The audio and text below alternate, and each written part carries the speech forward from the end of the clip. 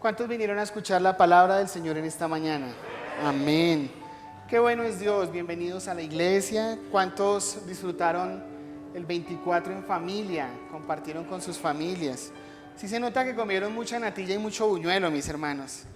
Si usted mira al que está a su lado, pronto está un poquito más repuestico. Si usted intenta hacer dieta ahorita en diciembre, es muy complicado. Mi esposa hasta que me puya que vayamos al gimnasio, yo digo, pero vayamos en enero, porque eso ahorita lo que uno haga ya es perdido. Quiero invitarle a que usted hoy tenga su Biblia dispuesta. Vamos a leer algunos pasajes. Y he titulado a este mensaje, El pesebre, los pastores y los magos. ¿Cómo se llama esta predicación? El pesebre, los pastores y los magos. Normalmente, cuando hablamos de la historia del nacimiento de Jesucristo, ¿quién tiene el papel protagónico? Lo tiene obviamente Jesús. Sin embargo, en la historia hay unos personajes y lugares que vale la pena analizar. Si nosotros miramos los evangelios, el libro de Mateo describe la genealogía de Jesucristo. Es el único evangelio que se toma el detalle de hacerlo. Y en el capítulo 1 dice genealogía de Jesucristo y empieza a describir la genealogía pasando por todos los hombres y mujeres que tuvieron que ver en la estructura genealógica o lo que llamaríamos el árbol genealógico de Jesús. Y esto Mateo lo hace porque el evangelio de Mateo está dirigido a judíos y a judeocristianos. Entonces él recalca la importancia de ver que el árbol genealógico de Jesucristo viene desde Abraham. Marcos, por lo tanto, no habla del nacimiento, él pasa directamente al bautismo de Jesús. Lucas muestra algo que es muy especial y que no muestra Mateo, y es el censo que hizo Augusto César, y por el cual José y María tuvieron que ir hasta su casa en Belén para poder ser empadronados. Eso quiere decir para poder ser censados. Al César le dio la voluntad de poder llamar a todos los judíos, cada uno a sus familias, para poderlos contar y saber cuántos eran. Estos tres evangelios son lo que se conocen como los evangelios sinópticos, porque Mateo, Marcos y Lucas son muy similares en estructuras.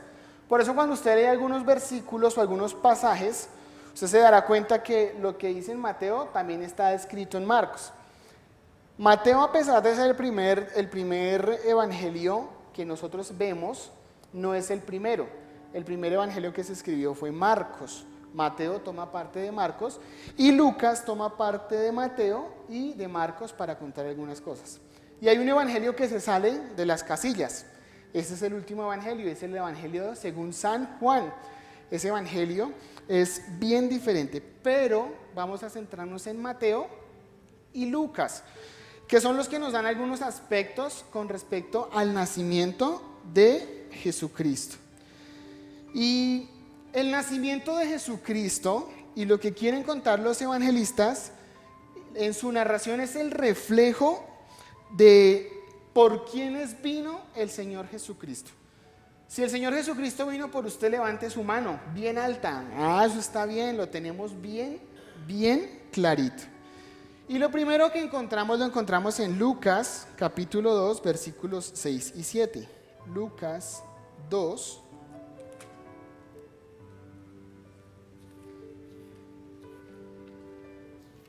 versículos 6 y 7.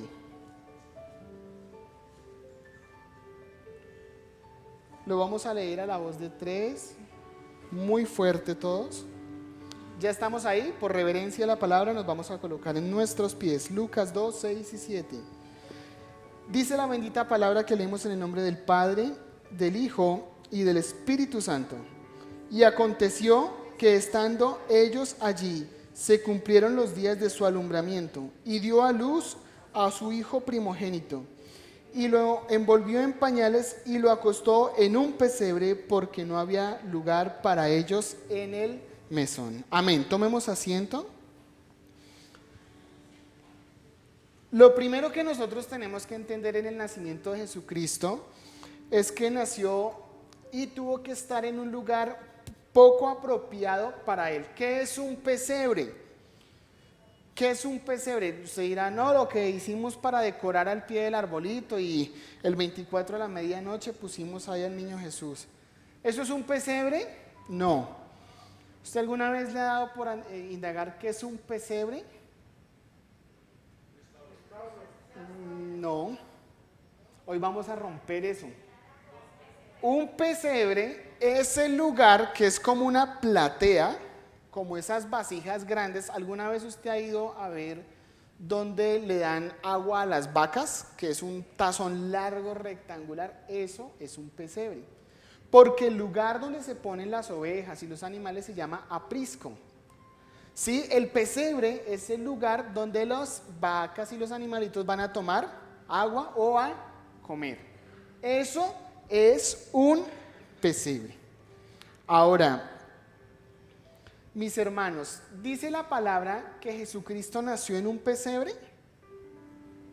Vamos a leerlo con detalle. Versículo 6. Y aconteció que estando ellos allí se cumplieron los días de su alumbramiento. ¿Allí en dónde? No. Tenemos que leer entonces un poquito más atrás. Versículo 1 para ponernos en contexto. Aconteció en aquellos días que se promulgó un edicto de parte de Augusto César, que todo mundo fuese empadronado. Este primer censo se hizo siendo Cirenio gobernador de Siria, e iban todos para ser empadronados, cada uno a su ciudad. Y José subió a Galilea, de la ciudad de Nazaret, a Judea, a la ciudad de David, que se llama Belén, por cuanto era de la casa y familia de David, para ser empadronado con María, su mujer desposada con él, la cual estaba encinta. Es decir, que el versículo 6 nos narra que dónde fue el nacimiento de Jesucristo. ¿En un pesebre? No.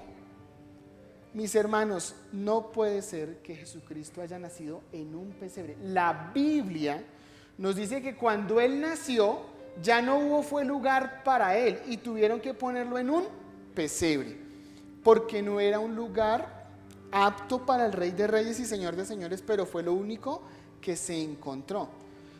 Resulta que en aquel tiempo, cuando una gran familia se reunía, todos iban a habitar o a morar a la casa de sus padres.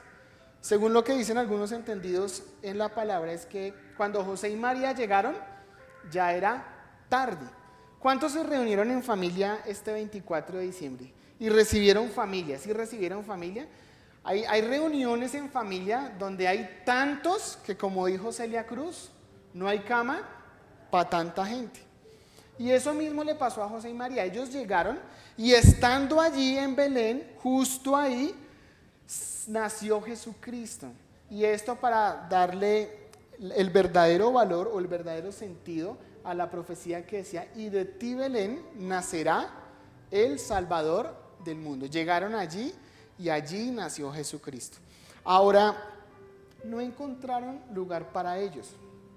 Por un instante, pensemos no en José, María y Jesús, sino en los familiares de José, María y Jesús. ¿Cuál era la situación de José, María y Jesús? Era algo pues muy complicado, estaba embarazada, recién había dado a luz. ¿Qué tenían que haber hecho los familiares de José, que eran donde él estaba tratando de albergarse? Darle por lo menos un lugar.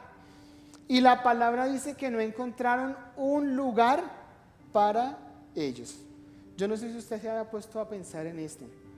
Y yo decía, oiga, pero ¿cómo no van a ser capaces de poder abrir un lugar para una mujer que acabó de dar a luz? De un pequeño niño que necesita un lugar seguro y limpio donde estar. Los que son papás saben que los niños son delicaditos, y esos que son papás primerizos sí que los cuidan más todavía, ¿no? Hay veces usted va y le da la mano a un bebé y los papás, ay, es que él todavía no queremos que lo toquen, y llegan inmediatamente y lo desinfectan, le quitan con pañitos húmedos, lo tocan, lo limpian. Ahora imagínense a José y María, ellos no podían decir, vamos a darle un buen lugar a Jesús para que Él esté cómodo. El único lugar que encontraron era un lugar donde los animales tenían que venir a comer. Por un instante pensemos si eso no tenía agua, si eso no tenía comida de lo que los animales habían comido. Y lo que tuvieron que hacer José y María fue limpiar ese lugar y poner un lugar medio aceptable para Jesucristo. Y sabes una cosa, hoy la sociedad no tiene espacio para Jesús. Pasan los días, pasan los años, pasaron los siglos, pasaron milenios y hay corazones que le cierran la puerta a Jesucristo diciéndole no hay espacio para ti. Estamos totalmente llenos. Nos llenamos con orgullo, con vanidades, con propiedades, con profesiones, con trabajos, con empresa y nos olvidamos que la esencia de la vida del ser humano es Jesucristo. Tristemente nos enfocamos en todo, menos en darle un lugar a Jesús para que Él venga y habite en nuestras vidas. Lo que pasó hace 2000 años sigue pasando hoy. Yo no sé si tú quisieras que el Salvador del mundo tuviera que vivir en un espacio fuera de tu corazón. Hoy podamos abrirle el espacio a Jesucristo en nuestra vida y decirle, Señor, ven y habita en todos y cada uno de nosotros. Ahora sí, ¿cómo es un aprisco? ¿Cómo es un establo, mis hermanos? ¿Alguno de ustedes ha ido a un establo? ¿A qué huele un establo? Yo he estado en marraneras y esos marranos sí que son cochinos. Y si usted ha estado alguna vez en algún establo, ¿huele a qué? Huele a popó de animal. ¿Huele a qué más? A orines. Huele a todo menos a qué. Bueno. El Salvador del mundo, en lugar de tener una camita caliente, un lugar bien bonito, tuvo que estar en un lugar frío, en un lugar que huele feo, en un lugar donde nadie quisiera nacer. Yo recuerdo cuando yo nací un 22 de septiembre del año 1987, en un hospital que se llama, o en una clínica, no sé, San Rafael, en Fusa de Gasunán. Un niño hermoso. Dicen las enfermeras que no había nacido un niño tan hermoso como el de esa época. Al lado de la habitación del niño hermoso nací yo.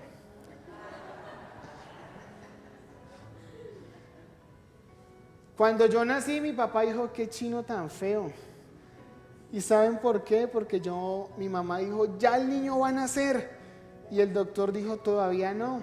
Y yo ya había asomado esta media frente de aquí para afuera. Y mi mamá dijo, sí, que sí. El doctor dijo, no, que no.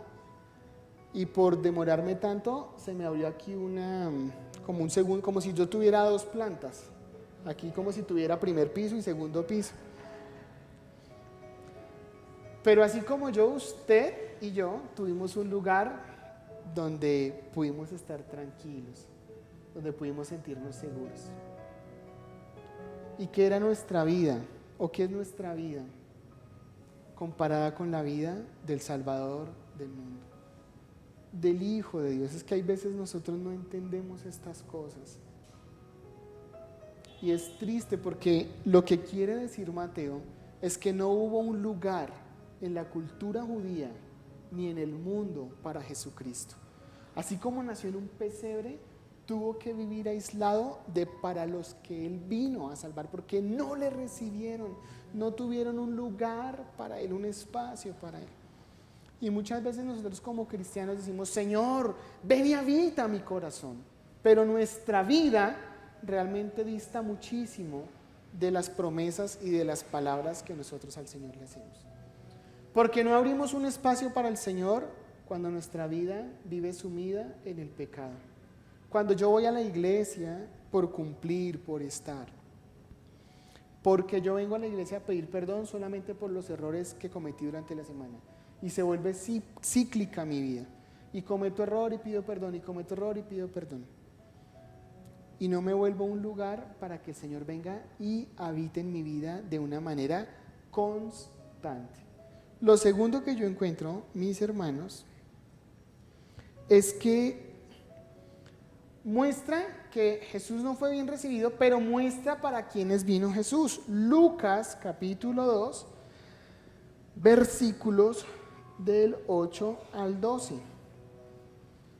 Dice la palabra: habían pastores en la misma región que velaban y guardaban las vigilias de la noche sobre su rebaño. Y he aquí se presentó un ángel del Señor, y la gloria del Señor los rodeó de esplendor, y tuvieron gran temor. Pero el ángel les dijo: no temáis, porque he aquí os doy nuevas de gran gozo, que será para todo el mundo, que os ha nacido hoy en la ciudad de David un Salvador, que es Cristo el Señor. Versículo 12: esto os servirá de señal: hallaréis al niño envuelto en pañales, acostado en un pesebre. Y repentinamente apareció con el ángel una multitud de las huestes celestiales que alababan a Dios y decían: gloria a Dios en las alturas, y en la tierra paz, buena voluntad para con los hombres. Sucedió que cuando los ángeles se fueron de ellos al cielo, los pastores se dirigieron unos a otros: pasemos pues hasta Belén y veamos esto que ha sucedido y que el Señor nos ha manifestado. Vinieron pues apresuradamente y hallaron a María y a José y el niño acostado en el pesebre. Entonces, ¿quiénes son los primeros en ser informados? Los pastores. Los pastores. ¿Quiénes eran los pastores? Recordemos, no los pastores de la iglesia. Los pastores de aquel tiempo, ¿quiénes eran? Los que cuidaban las ovejas, ¿cierto? Según nos devolvemos en la historia muchos años atrás, hay un pastor muy famoso, David, ¿cierto? David, ¿qué lugar ocupaba en su familia? Él era un hijo de importancia, según para Isaí, lo que nos dice la palabra, dice no. Era el menor, ¿cierto? Y tras de que él era el menor, estaba relegado a cuidar las ovejas de su padre. Ahora, muchos pastores no tenían sus propias ovejas. Cuidaban las ovejas de otros, porque tener una oveja siempre era costosito. Por eso un pastor hacía lo imposible por defender una oveja. ¿Sabe por qué? Porque si el león o un oso o alguien se la robaba, ese pastor tenía que responder por esa oveja ante el dueño. Eso no era que decía: ay, me la robaron, y el pastor le decía, el dueño de las ovejas le decía: ah, bueno, no hay problema, le encargo las otras. No. Para el pastor era muy importante esa oveja, porque tenía que responder por ella. Por eso Jesús, más adelante, cuando habla sobre la oveja perdida, dice: es tan importante para mí las 99, pero la que se perdió, para mí es importante, porque esa oveja depende de mí. Y yo tengo que ser responsable de ella. Entonces los pastores de la época eran personas muy humildes. Alguien que tenía dinero no decía: uy, quiero ser pastor, es apasionante cuidar las ovejas, porque era una tarea que era considerada como no apta para todo el mundo, sino para las personas de escasos recursos. Entonces, cuando la Biblia nos dice que se refirió, o que el ángel se le aparece a los pastores, ¿qué nos quiere decir la palabra? Lo que nos quiere decir es que Jesucristo vino ¿por quién? ¿Por quién, mis hermanos? En primera instancia vino por todos aquellos que son los más humildes, los menospreciados, los que han sido apartados. El Señor Jesús dijo que Él había venido por ladrones, prostitutas, por pecadores, por todo lo que había rechazado la sociedad judía. Y el ángel se les aparece. ¿Usted qué haría si un ángel se le apareciera en un momentico en su casa? Usted está ahí velando y de repente se aparece un ángel, se llena de luz absolutamente todo. ¿Usted qué piensa? Usted una vez dice, uy, Dios mío, Señor, es el rapto y yo no estoy listo. A estos pastores se les apareció un ángel y les dio una buena nueva, pero la palabra dice que ellos se asustaron. Pues claro, yo creo que ellos dirían, uy, pero tan raro, ¿quiénes somos nosotros para que la gloria de Dios se manifieste de tal manera? De tal manera. Y estos hombres escuchan la voz de aquellos ángeles, que les dice, hoy les ha nacido un niño que va a ser el Salvador del mundo. Jesucristo no vino a mostrársele o a revelar su nacimiento en primera instancia a los sacerdotes judíos. La palabra no dice eso. No dice que él fue y se le reveló a Herodes, no. Se reveló a los hombres más sencillos de aquella región. ¿Sabe por qué se le reveló a ellos? Porque en muchas ocasiones un corazón sencillo es más viable para escuchar la voz de Dios. ¿Qué hizo la élite judía cuando Jesús dijo, yo soy el Hijo de Dios? ¿Qué le dijeron? Tú estás loco, estás blasfemando, ¿cómo te atreves a decir que tú eres el Hijo de Dios? ¿Qué hicieron los pastores? Después de que se fueron los ángeles, dijeron, uy, esos ángeles están raros. Que es que el Hijo de Dios en un pesebre. ¿Cómo se les ocurre decir eso? Se pararon e inmediatamente salieron y buscaron lo que el ángel le había dicho. Versículo 14, me llama la atención cómo cierran Lucas esta parte. ¿Qué dijeron los ángeles? Gloria a Dios en las alturas. ¿Por qué le estaban dando la gloria a Dios? Por el nacimiento de Jesucristo en la tierra. Todo hacía parte de un plan salvífico. Y el nacimiento de Jesucristo le daba la gloria a Dios en las alturas. Dice después, y en la tierra ¿qué? Paz. ¿Qué dijo el Señor? Yo doy la paz que el mundo no puede dar. Buena voluntad para con los hombres. ¿Sabe qué fue el nacimiento de Cristo en la tierra para nosotros? La buena voluntad de Dios para usted y para mí. Si Él no hubiera venido a la tierra a tomar un cuerpo humano para más adelante morir por nosotros, usted y yo no tendríamos esperanza de absolutamente nada. Estaríamos condenados a la muerte eterna.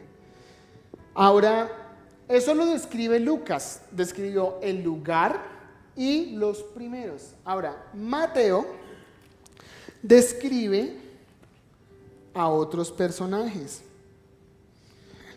Mateo narra la historia desde la visita de unos magos. ¿Usted sabe cuáles eran esos magos?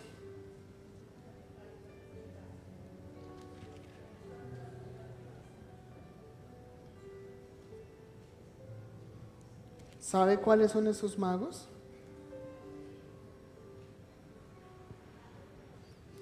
La palabra no da el nombre de ellos, ¿sí sabía eso? Que ese nombre de Melchor, Gaspar y Baltasar aparecen mucho después en evangelios o textos que se consideran, se me olvida siempre esa palabra, apócrifos, gracias, no hipócritas, y se les da esos nombres y se les dice que eran reyes. Algunos dicen que uno venía de Siria, otro venía de Babilonia y el otro venía de la parte de abajo de Etiopía. Y ya después le colocaron que uno era moreno, que el otro era blanco y un montón de cosas. Vamos a centrarnos en lo que dice la Biblia. La Biblia dice que eran unos magos. Aquí no es que estemos hablando de esoterismo, ni prácticas de hechicería, ni brujería. Ojo con eso.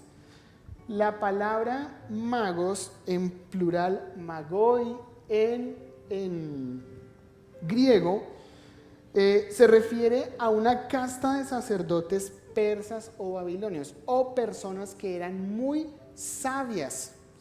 ¿De dónde dice la Biblia que ellos venían? Dice que venían de Oriente. Cuando la Biblia dice que vienen de Oriente, ¿a quién hacen mención? Una vez aquí el pastor lo dijo. A los hijos de Ismael, es decir, la parte de Arabia. Exacto, la parte de Arabia. Y dice que estos hombres eran muy sabios. ¿Cómo llegaron a encontrar a Jesús? La Biblia voy a parafrasear la historia que nos narra el capítulo 2 de Mateo. Dice que ellos llegaron donde Herodes. ¿Quién era Herodes? Era, por decirlo así, el gobernador o rey que se había puesto sobre los judíos. Pero encima de él estaba ¿quién? Augusto César. Los judíos hacían parte del imperio romano, nunca estuvieron de acuerdo, pero hacían parte. Y quien ejercía el control sobre el pueblo judío era Herodes junto con la élite judía, es decir, con los sacerdotes, el sumo sacerdote y todos ellos. Ahora, vienen los magos y se presentan y le dicen, hemos venido hasta aquí porque hemos seguido, ¿qué? La estrella, una estrella. Y esa estrella anuncia el nacimiento del rey de los judíos. ¿Estos hombres sabían o no sabían? Sí sabían, tenían un gran conocimiento. No sé en qué momento de la historia tuvieron contacto con la historia y las profecías acerca del nacimiento de Jesucristo. En algún momento tuvieron que tener contacto con esto y empezaron a estudiar e indagar. Y llegaron hasta allí buscando a Jesucristo. ¿Qué les dijo Herodes? Les dijo, oiga, sí, tan chévere, vayan y búsquenlo porque yo también quiero irlo a adorar. Y esto lo hizo con doble intención, ¿cierto? Esto dijo porque él en su corazón no quería que el trono le fuera arrebatado. Dice la palabra que los magos fueron. Ahora, ¿cuándo fueron los magos? Porque esa es una pregunta que nos queda. Y la Biblia misma nos da una respuesta. Dice que Herodes mandó matar los niños recién nacidos ¿hasta cuánto? Hasta los 2 años. Es decir, que los magos van en el periodo de nacimiento hacia Belén a buscar a Jesucristo desde su nacimiento hasta cuando él tenía probablemente 2 años. Y los magos llegan y encuentran al niño y lo adoran. Ahora, si dijimos que los pastores simbolizan la humildad, la sencillez, ¿qué significarán entonces los magos? ¿Los pastores eran judíos? Eran judíos, ¿cierto? ¿Los magos de dónde eran? Del Oriente. Es decir, que no hacían parte de la cultura judía. Mateo lo que está revelando aquí mismo es que desde el nacimiento de Jesucristo se mostró que Él no solamente vino por los suyos, sino por los de afuera. Desde afuera vinieron a adorar al Cristo, al Hijo de Dios.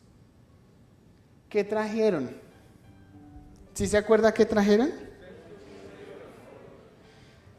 Empecemos con el incienso. ¿Sabe qué significaba para la cultura judía y hebrea? El incienso era usado como una ofrenda para darle a Dios. Genera un olor grato. ¿Alguno de ustedes ha puesto alguna vez incienso en algún lugar de ese que venden? Cambia como que el aroma, ¿cierto? Le da un aroma como mucho más agradable. También le trajeron a Jesucristo mirra y los judíos la utilizaban para embalsamar cadáveres y perfumar a las personas. Significa que los magos reconocían al niño como un hombre que moriría por los hombres. Y le dieron oro, que era lo que los reyes más amasaban, oro, lo que significaba que un rey tenía poder o no en aquella época también era cuánto oro podía tener. No es casualidad que le hubieran dado incienso, mirra y oro al Señor. Cuando vio el oro, María dijo, uy, ahora sí nos vamos a ir a pagar un hotel decente. Voy a sacar al niño de acá, ¿no? Ellos dicen que fueron a visitarlo y allí lo encontraron. Primero fueron los pastores y le adoraron y se fueron. Y después vinieron los magos, vinieron, le adoraron y le trajeron regalos al niño. Entendemos que estas tres cosas que nos relatan los evangelios nos muestran que no hubo un lugar para Jesús. Segundo, que Él vino por los menospreciados, por los que significaban menos ante la sociedad. Pero que su ministerio y su amor se hizo tan grande por la humanidad que recibió aún a los que estábamos por fuera. ¿Sabe algo? Gracias a esto, usted y yo hoy podemos entrar en el reino de los cielos. ¿Qué día yo escuchaba a un muchacho judío hablar, un joven, tenía por ahí, yo creo que por ahí unos 30, 35 años? Usted se ha dado cuenta que cuando uno compara a una persona de la misma edad de uno dice, esa persona es joven. Eso le pasa a mis papás. Ellos dicen, no, se murió jovencito. ¿Y cuántos años tenía? 65, estaba empezando a vivir. Y ese muchacho empezaba a decir, ustedes creen que saben acerca de Jesucristo, pero nosotros somos expertos en la Torá, decía. Decía, todos ustedes están equivocados adorando a alguien que no significa nada. Jesucristo no es nadie, es un profeta más. Pero realmente nosotros sabemos que el Mesías vendrá un día y vendrá así, así. Y yo decía, cuánta ignorancia en una persona que cree que sabe realmente los planes del Señor. Nuestra vida no se puede gastar teniendo preceptos de Dios pensando que Él está lejos. Él abrió la puerta para que usted y yo entráramos y tuviéramos vida eterna.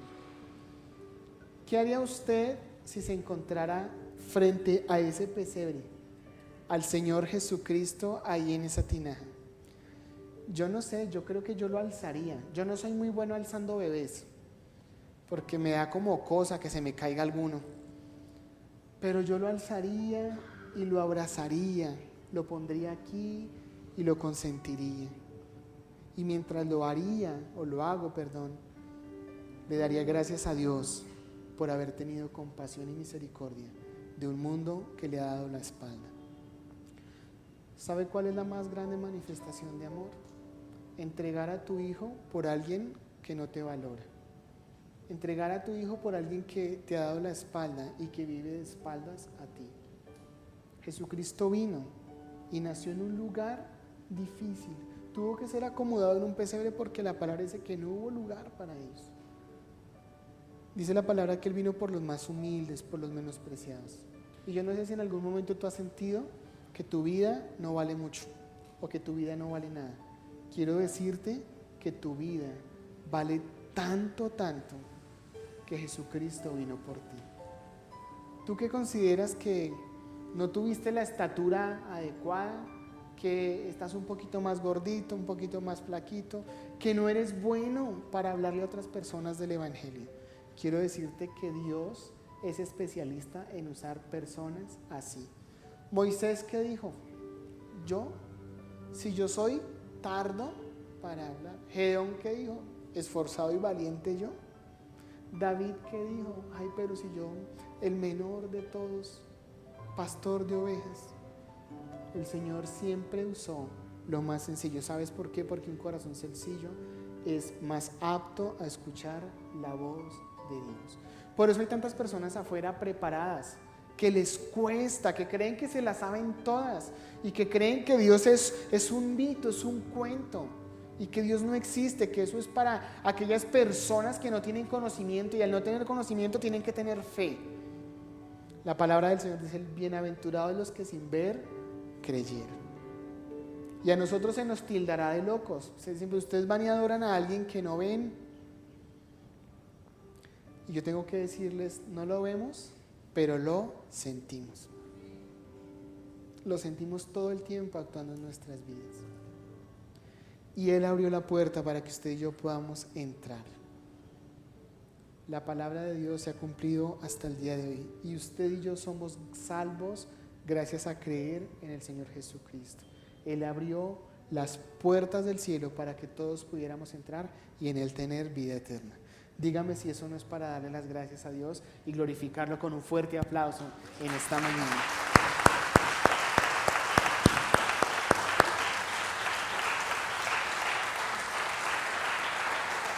Y ahí donde usted está, quiero invitarle a que por un instante cierre sus ojos.